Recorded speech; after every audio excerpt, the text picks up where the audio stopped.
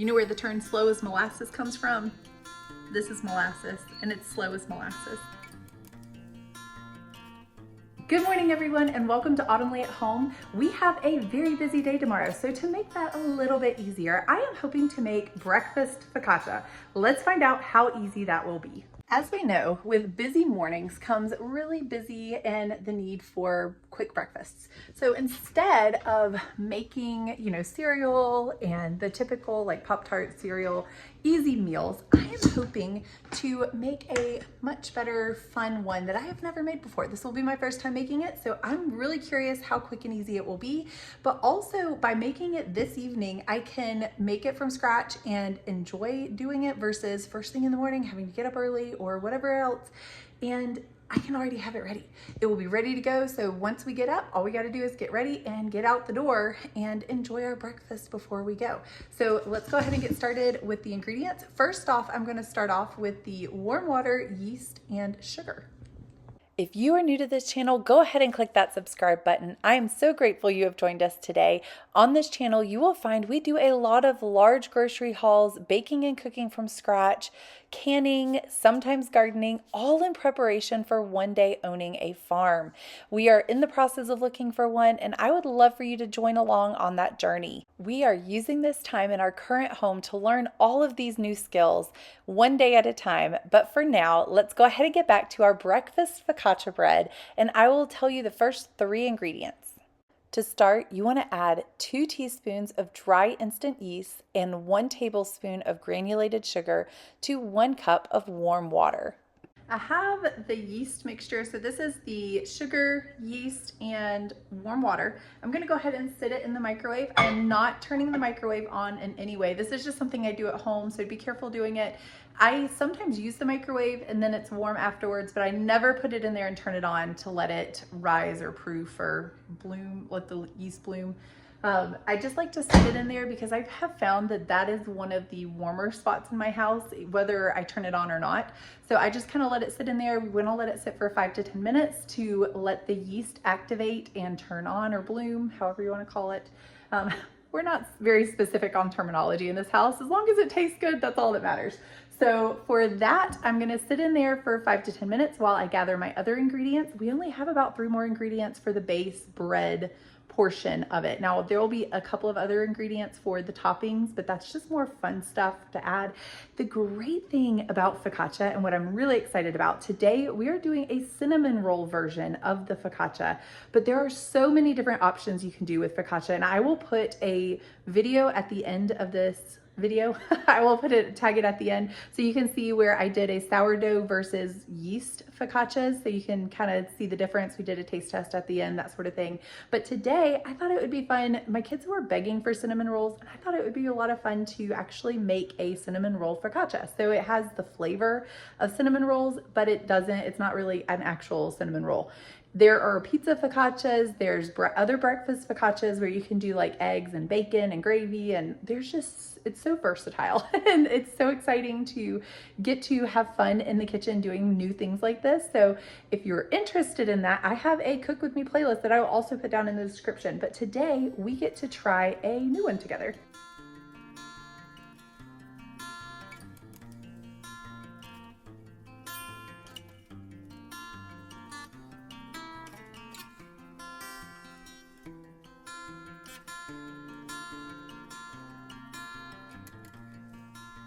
I put my 2.5 cups of all-purpose flour in here, and now I'm going to add a teaspoon of salt.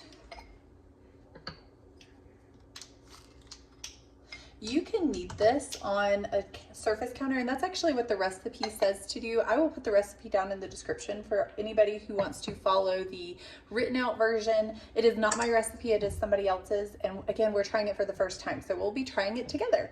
But you don't need a stand mixer, so if you don't have one of these and all you have is a counter space or a table, you could use either ones. Just flour the table or the surface, and you can actually knead everything out by hand for 5 to 7 minutes is what the recipe says. I happen to have a stand mixer, so I'm gonna cheat and do the easy way out.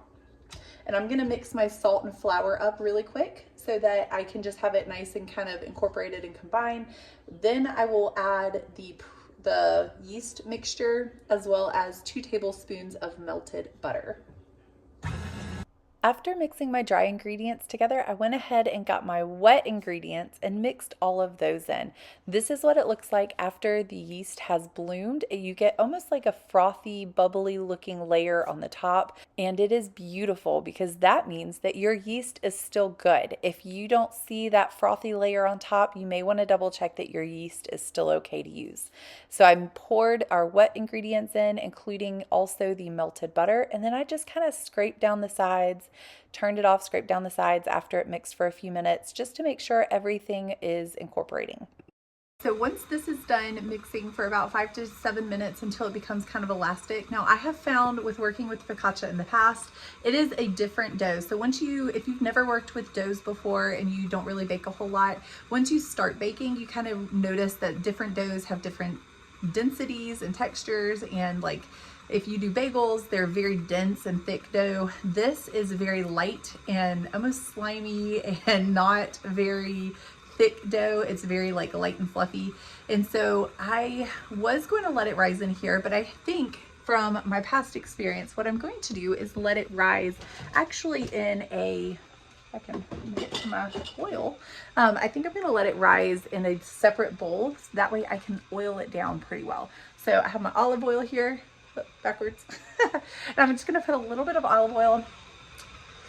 I just want to use a different oil because olive oil has a lot of, like, just has a different flavor to it. And if it's a breakfast one, it's really good for like rosemary focaccia, rosemary garlic focaccia, like the almost Italian, use it for dipping or sandwich bread or that kind of thing. Olive oil, especially the extra virgin olive oil, which I do still have some of that. I think this one is just the extra light one, so it wouldn't give it a whole lot of flavor. And if I just use a little bit, I think it would be fine. Because on the top, instead of drizzling olive oil and then like garlic salt or whatever you would do for your typical focaccia, like if you were to make it for sandwich bread, then I'm going to actually melt butter and drizzle butter with our fun toppings that make it more of like a cinnamon roll version. And if you hear the blender in the background, or the mixer, I'm sorry, it's going in the background. But I think what I'm going to do is just use a little bit of this in the bottom of a bowl and grease the bowl so that it doesn't stick, because again, very sticky dough. I changed my mind. I'm going to use a little bit of vegetable oil. I was just a little worried that it would make it a little bit of a different flavor, and that's not the flavor I'm going for a breakfast focaccia. If you know, put it down in the comments. I'd love to hear from you if you've made this before, if you have experience with that. But I'm just going to grease a little bit of the oil into a bowl so this does not stick.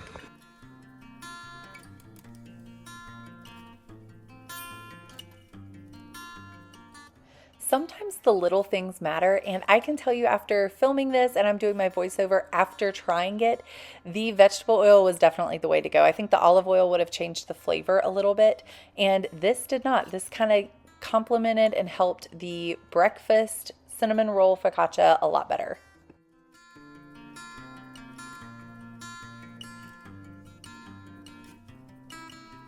This is what the dough looks like after it has kneaded in the mixer for about 5 to 7 minutes. Again, you can put it on your counter if you need to. It's not a big deal. You can knead it by hand. I will say it gets really sticky. I would definitely suggest either wetting your hands or using a little bit of oil. Just be careful not to use too much of either of those, because that actually changes the texture and makes it even wetter, which makes it even harder. But see how it's kind of sliding around in there? That's from the oil as well. Now, I am no dough expert. I am no bread expert. However, I have learned that it is very tempting to want to add flour to this because of how sticky and wet of a dough it is.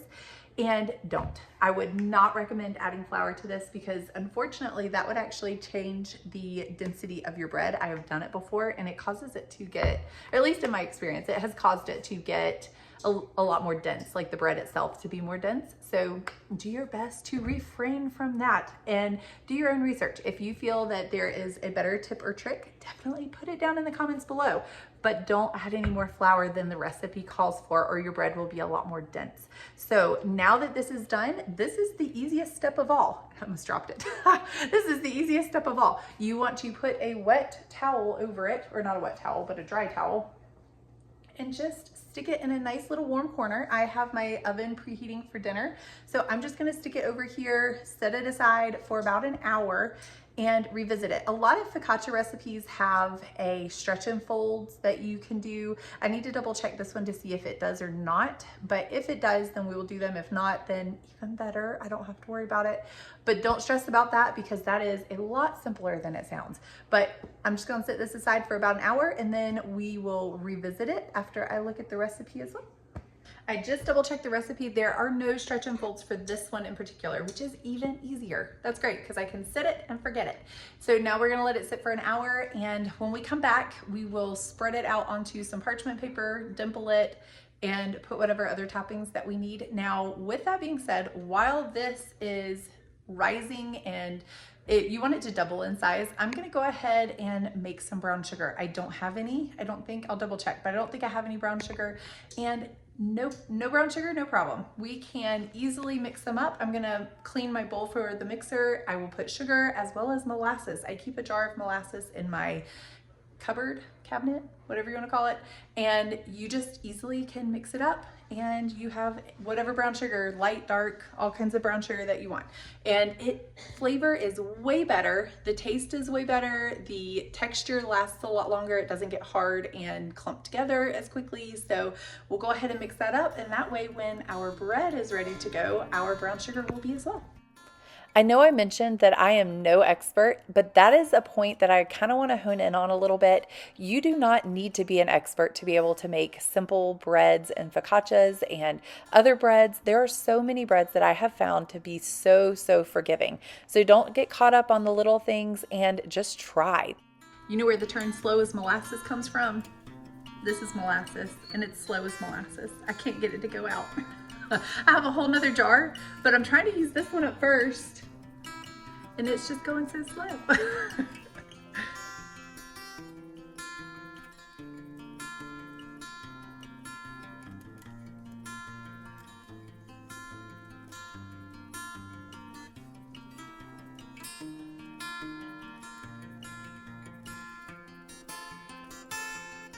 Apparently old molasses is a lot slower than new molasses, so good to note. Our brown sugar is finished and it is good. The more molasses you add, the darker it will get. So if you want to have really dark brown sugar, then you would add a little bit more molasses. So this is perfect. It's kind of in between, and you want to do about a tablespoon of molasses per 1 cup of sugar. And then you will get a nice, pretty texture, consistency. This is just really good and it stays nice and fluffy for forever. Like, I don't think I've ever had my brown sugar go hard. Our brown sugar is finished and you can tell it looks really good. So now that this is proofing, we want to see that it's rising and doubling in size. And I can tell you it wasn't a lot of dough to begin with. So next time I make this recipe, I may, depending on how much this actually makes in the end, I may have to double it next time and just make 2 of them, which once you make 1, it's not hard to make 2. You just do both and the dishes are already dirty, so it's not a big deal. But it looks like it's kind of doubling in size. After about an hour, which we're approaching, you want to punch it down. And then I'm going to get some parchment paper, go ahead and put some non-stick spray or olive oil or whatever oil. I think I used vegetable oil today. Go ahead and put some of that over it. And that way, once this is ready, we will kind of stretch it out and then dimple it and then add whatever toppings that we want. You can use whatever pan it is that you have, whether it's a casserole dish or a baking sheet. Any of those are fine, but get your parchment paper. I like to ball mine up because it helps it not move around as much in the dish, and it goes down in the casserole dish a lot easier. So once I do that, I unroll it or kind of spread it out a little more, and then I spread a little bit more vegetable oil over the top and kind of spread it around on the parchment paper so that my focaccia dough does not stick to it. Now you can follow the measurements for this in the recipe. I'm just gonna wing it because I have found that the toppings, aren't really a big deal. When it comes to the ingredients for the bread, you wanna try to be as precise as possible. But the toppings can just be a little bit more fun. If you do wish to go by measurements because you're a little afraid and nervous to just kind of wing it and go by how you feel measuring with your heart versus the actual measurements, then the measurements for this would be 3 tablespoons of melted butter drizzled on the top of the dough. Then you add in a separate bowl 1/4 cup of brown sugar, 2 teaspoons of ground cinnamon, and 1 tablespoon of sugar, which is optional. If you don't want to add the extra sugar, you don't have to. But I will say it does give it this kind of like crumbly look to the top versus just regular brown sugar and cinnamon. So it gives it kind of a more fun texture and look. Also, of course, adds a little bit more sweetness, but it's optional. Once you have your toppings mixed in a separate bowl, it's time to pour your dough out onto the parchment paper that has the oil on top. And again, I would recommend kind of oiling your hands a little bit, putting some oil on them so that your hands, my daughter's being silly while I'm cooking, but that way the dough doesn't stick to your hands and you're able to kind of spread it gently out. Now you don't want to knead it, you don't want to mess with it too much because you want it to be nice, light, and fluffy with some air bubbles in it. And by just gently spreading it out, you're able to get it kind of the size of the pan. And after that, you just drizzle the 3 tablespoons of melted butter over the top.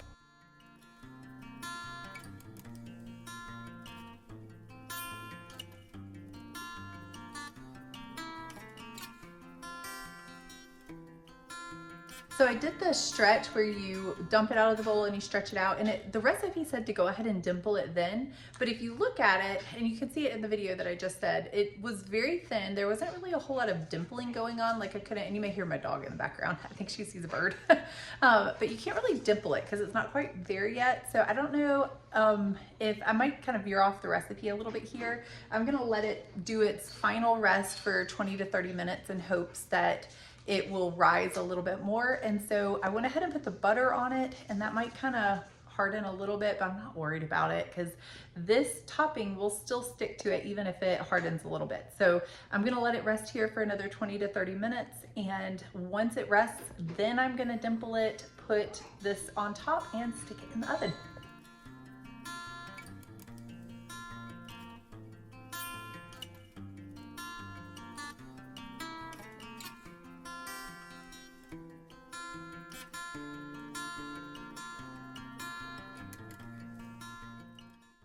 While it was doing its final rest, I went ahead and preheated the oven to 375 degrees, and that way it was nice and warm so that it could double and get really nice and bubbly and big. After the 20 or 30 minutes was up, I went ahead and sprinkled all of those fun toppings all over the top and put it in the oven.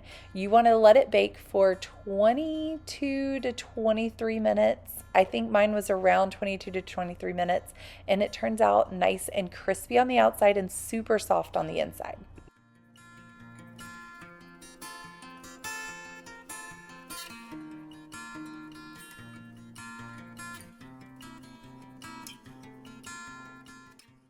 And to use my time wisely, I went ahead while it was baking and made the glaze that you can put on the top. This is optional, you do not have to do it, but of course it gives it that cinnamon roll taste and flavor that we all know and love.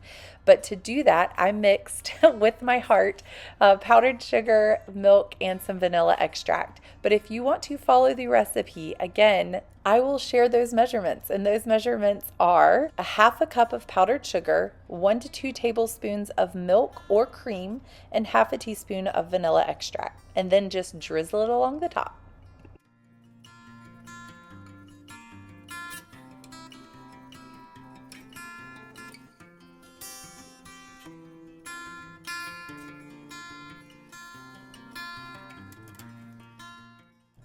I decided to do a little bit of a taste test on this, and it turned out absolutely amazing. It was super soft on the inside and melts in your mouth, almost the same as like a Krispy Kreme donut would. The outside texture is a little bit crispy, and of course the cinnamon roll flavors are all over the top and super sweet. So 10 out of 10.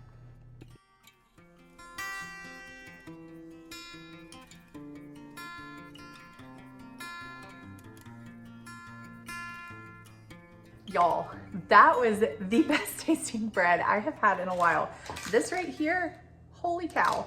It tastes so good, and it's so much easier than actually making cinnamon rolls. I don't know if you've ever made cinnamon rolls, but they take forever. Although they taste great, this is a much quicker, easier option, and you get the same taste. To be honest, I was super skeptical when I first started making this.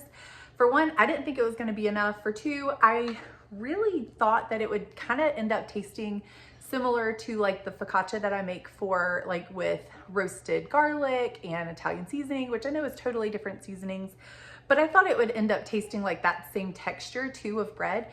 This was super soft. It was, I was a little nervous that the dough was a little bit gooier than it should be as well. So again, just like I warned you guys, I was very tempted to add a little bit more flour, and I'm so glad I didn't, because this focaccia, this breakfast focaccia right here, is super light, super fluffy, very soft bread in texture, and just kind of melts in your mouth, almost like a donut does. So 10 out of 10. I would totally recommend this recipe if you are interested. I will put the recipe down in the description. That way, if you want to follow like a written version and see the measurements of ingredients, you are welcome to do that. But I do want to take this time to say thank you so much for joining me here today at Autumnly at Home. It truly is an honor that you take time out of your day to join me here. Please like, subscribe, and share down below, and I hope to see you guys next time.